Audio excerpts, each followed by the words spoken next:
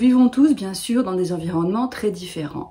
Et je crois que quand on est artiste, créatif, il faut porter une attention particulière et délibérée à l'environnement dans lequel on vit, parce que cet environnement, eh bien, on va s'y connecter à travers diverses expériences que l'on peut vivre tout au long de la journée, des mois, des saisons. Et c'est ces expériences qui vont nous nourrir, qui vont nourrir notre création, à la fois en nous donnant de l'énergie et en nous inspirant, en nous donnant des idées.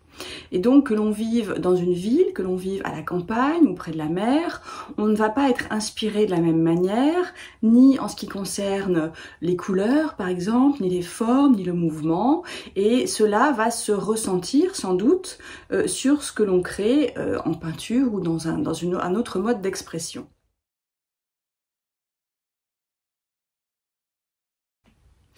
Dans cette vidéo, je veux vous montrer comment une simple balade, une petite heure dans la nature à Huelgoat, près du Caou rocheux qui a fait la renommée de cette petite ville du centre Finistère, et bien comment cette promenade m'a inspiré diverses possibilités de création et d'exploration en matière de peinture.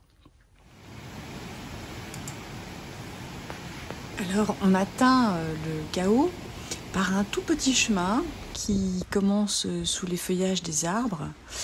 Il y a la chute d'eau qui crée un bruit permanent. On doit passer entre des rochers, on doit vraiment se faufiler. On a l'impression d'être dans une grotte.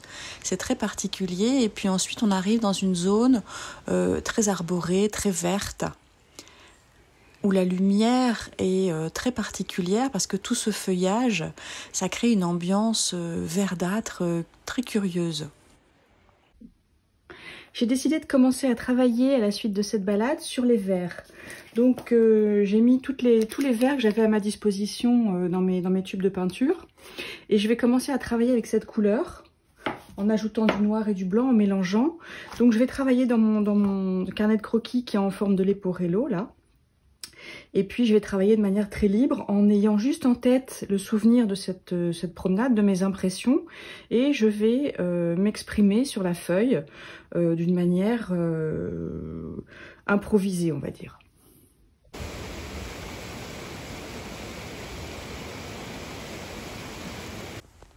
Après avoir cassé un peu le blanc avec des traits au fusain et puis un premier passage de peinture relativement clair, je travaille avec les doigts, j'utilise le noir pour essayer de reproduire cette ambiance un peu sombre qui existe parfois sous les feuillages quand il y a énormément d'arbres et de branches.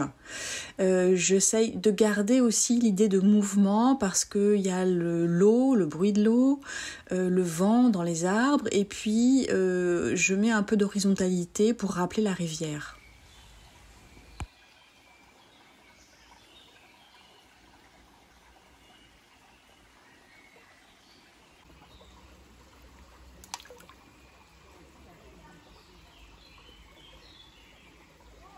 Ensuite, j'essaye des collages, je garde l'idée toujours de partir du vert et puis je découpe des formes et des couleurs et des matières dans des magazines et je les assemble pour essayer d'aller un peu plus loin dans les palettes de couleurs. Donc là, on voit que j'ai rajouté un endroit du bleu qui contraste avec le vert prairie, du rouge aussi qui est la complémentaire du vert qui peut être intéressante avec ce jaune très clair. Et je rajoute de la texture sur le dernier collage complètement à droite. Et on le voit moins bien, mais il y a des touches d'orangé et de vert très clair aussi qui contrastent avec le gris.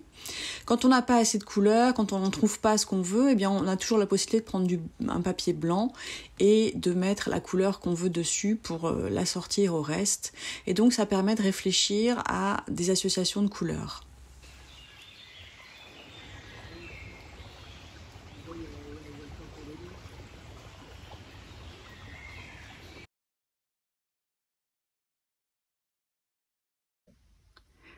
Troisième possibilité, on peut aussi s'inspirer d'une photo et travailler sur des petits croquis. On va partir de ce qui est apparent et puis on va aller vers quelque chose de plus en plus abstrait.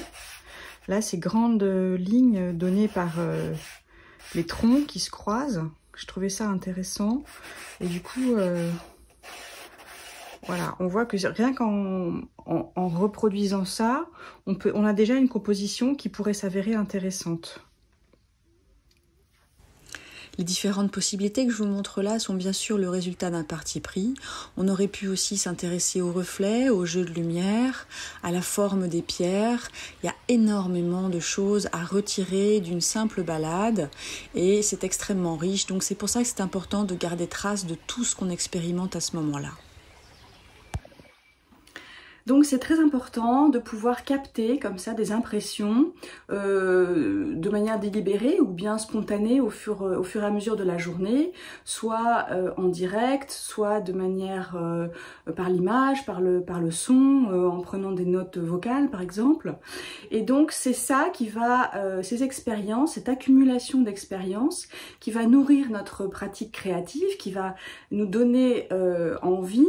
Et c'est donc important de faire ce travail de connexion à notre environnement et d'expérimentation pour nourrir notre démarche d'artiste et puis aller vers des horizons peut-être nouveaux, inattendus et découvrir de nouvelles choses et pourquoi pas, à force de tamiser comme ça le réel, le quotidien, et bien trouver quelques pépites. Merci de votre attention. N'oubliez pas que vous pouvez dire que vous aimez la vidéo, la commenter ou bien vous abonner à ma chaîne YouTube. C'est pas pour flatter mon ego, mais tout simplement, ça me rend plus visible et donc ça me permet de toucher davantage de gens. Merci à vous, à bientôt.